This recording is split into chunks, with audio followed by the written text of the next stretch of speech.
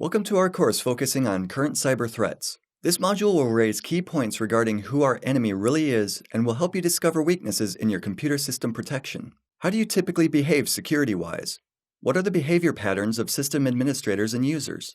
What does the consumerization of IT mean? What is apt? A term with military origins coined as a response to a shift in the computer system security landscape. Let's get started. The first module will focus on the concepts of cyberwar, the consumerization of IT, and apt, the key aspects that have driven change as far as system security is concerned. Why is this loosely technical subject so important? It's because computer systems follow their own rules, and our ability to work with them is not innate and has to be learned. As you know, the systems we know today have all been developed in the past 20 or 30 years. Most of us have not been able to use them while growing up. This is an ability which has to be taught and learned. And it just so happens that we haven't yet had a good teacher. What's the result of this fallback? We're all perfectly aware of the rules that have to be followed to be safe and secure outside home or at work. We follow them intuitively.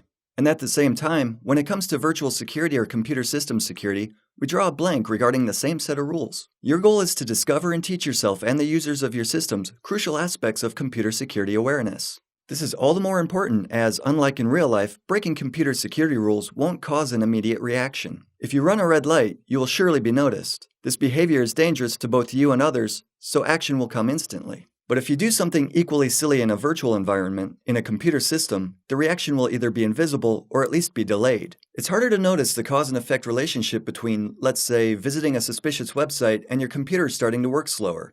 This relationship is real though, and will be the subject of this course. There's also another aspect that explains why less technical modules are vital for this training. It's because users, the majority of people who work with computers like students, employees, and so on, use computers as a tool to accomplish simple goals. It's never a goal in itself to become a computer expert. In other words, getting to know computer systems mechanisms is only seen as important when it can be applied to everyday life, at work, or for entertainment. Security awareness is rarely a factor here. And this means that even the younger users who grew up with computers and computer networks still have the same rules to catch up on.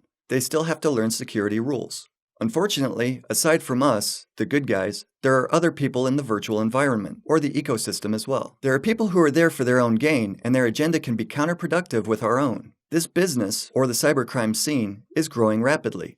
Of course, cybercriminals have been with us ever since computers were developed. We'll take a look at that later. Recently, from the past 5 to 8 years, there's been quite a significant change in how these cybercriminals operate. Simply put, to be truly secure in all environments, whether it's the real or virtual world, you have to first know its basic security rules. As of now, you're not fully aware of them and you need to increase your knowledge. There are, however, other people out there that are extremely savvy with computer security. People who have tons of experience or have studied for years or simply make good use of the knowledge found on the internet. They can attempt to exploit for their own purposes our ignorance and carelessness and the fact that we're breaking basic security rules. And the problem is they're often successful in these attempts. Despite major security outlays and legislative proposals to reduce cybercrime, we, the lawful computer users, are losing the war against cybercrime. Why? Well, for starters, the statistics are against us. If you consider that there are 2 billion computer systems that have an internet connection, and rather optimistically assume that 99% of them are secured against basic threats and types of attacks, this still means that 20 million attacks per month will be successful. This translates into 240 million computers to get infected with malicious software each year. And remember, we're being very optimistic here. The numbers, by and large, are simply against us in this fight. Why don't we take a look at the past to get a better picture of all this? Let's start with prehistory. The Stone Age of computer systems is the 90s.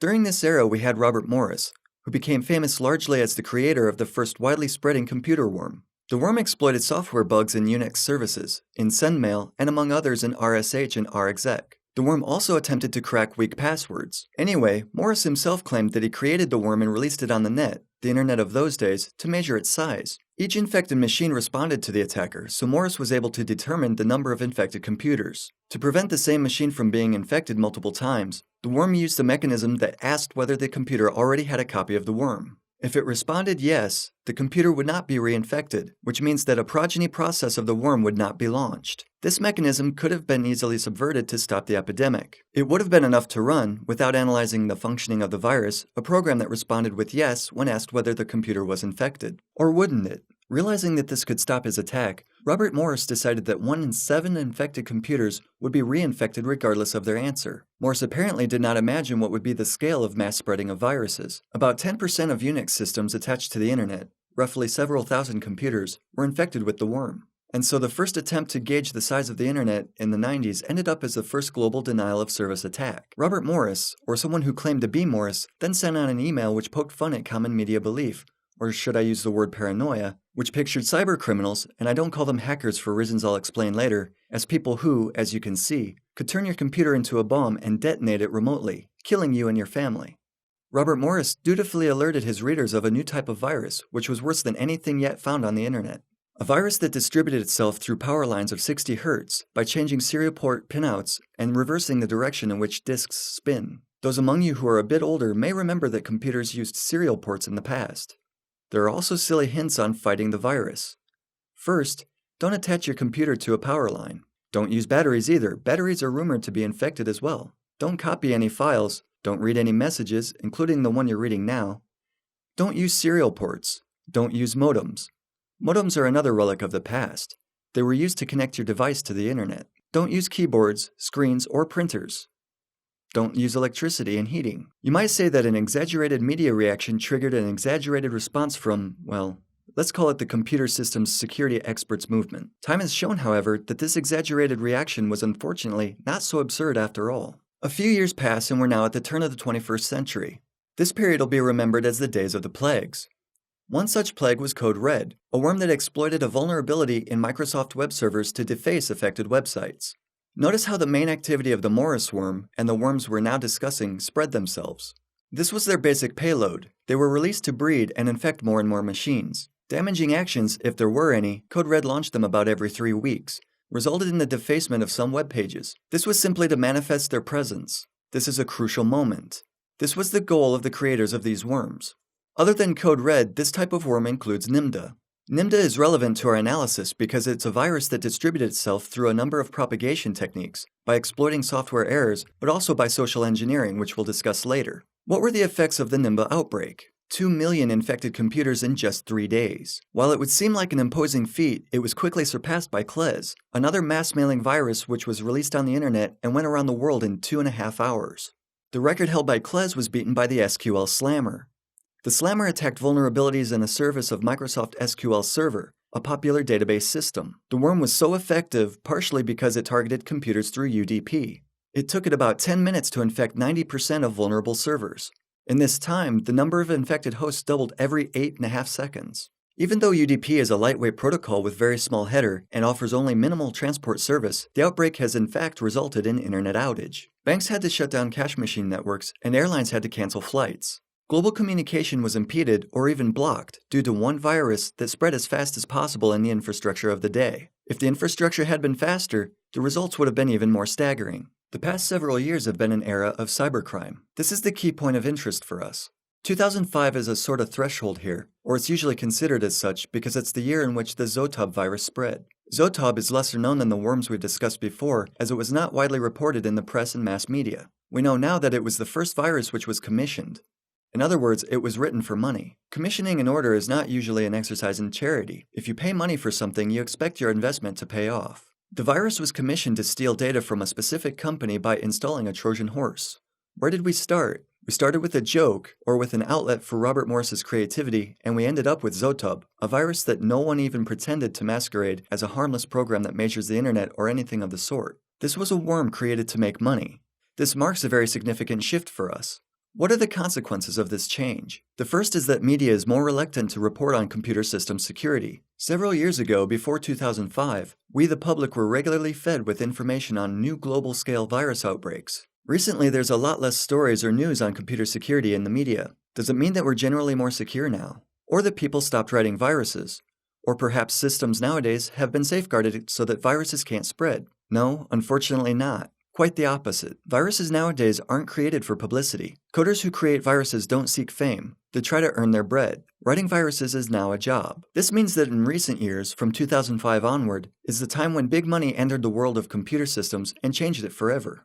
This is by no means a revolutionary new era. Humans are social beings. This has always been our characteristic feature, something that makes humans stand out. And for every society, there have always been groups of people who break social rules and flout them for their own purposes. Think of the Wild West or the Prohibition era. The same scenario is seen in the world of computer systems. It would be really naive to think that the internet would somehow be exempt from the same criminal mechanisms that can be witnessed everywhere else. Crooks and outlaws existed from the beginning of history. Would they simply disappear now? Unfortunately, this is not the case. They seem to have found a niche for themselves, just like the rum runners of the Prohibition, and exploit it without remorse. What's even worse, they're becoming more and more effective. And this is the main reason why the security of computer systems is lately in decline instead of improving. 85% is an important number. This is the percentage of attacks which are vectored in ways that render your typical protection measures, such as antivirus scanners, software upgrades for both operating systems and installed applications, or constantly enabled firewalls, essentially useless. These attacks are performed either internally,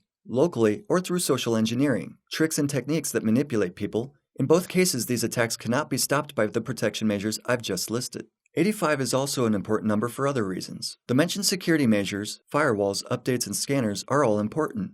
They should be enabled and supported on all systems. It's not true that they bring no real results. At the very least, you can pretend you're protected. Don't make yourself an easy target. Not having these protections is like leaving your car running with your keys in it in an unknown district. At least close the door. The risk of theft is still high, but at least you've done something to secure your resources. And don't get me wrong, I don't want you to get rid of your antivirus scanner. On the contrary, leave it enabled and updated often, even every day. The problem is that when cybercriminals decide that you have some valuable resources, or your system is for some other reason worth attacking, this scanner will fail 85% of the time. The first module of this course, which I invite you to take, will tell you above all which popular computer system security beliefs are actually myths. Myths that originated due to lack of knowledge, or laziness, customs, or from applying outdated information to new phenomena. It will also comment on security issues that stem from the rise of organized crime in cyberspace. Remember that there are companies set up in some countries which recruit programmers to create malicious code. Writing viruses has become a day job for some. From 9 to 5, these people sit in their cubicles and write code that you wouldn't want to come across in your systems. The module will also talk about cyber war and terrorism, two issues that have already become reality. We have already been able to witness some instances of cyber war. Another of our topics will be the consumerization of IT and how it affects security. Risks and threats will also be covered in this first module. We'll try to classify their types and discover why they affect virtually everyone. Unfortunately, if you think that you wouldn't be the target of attacks because your business is small scale, you only have 6 computers, your monthly turnover is not big, and you produce no new technologies, so there's really nothing to be stolen, think again. The real situation doesn't look so bright. The last issue will be covered in the point titled The Final Goal of Attacks, which explores the motives which current cybercriminals might have to attack you. See you in the training.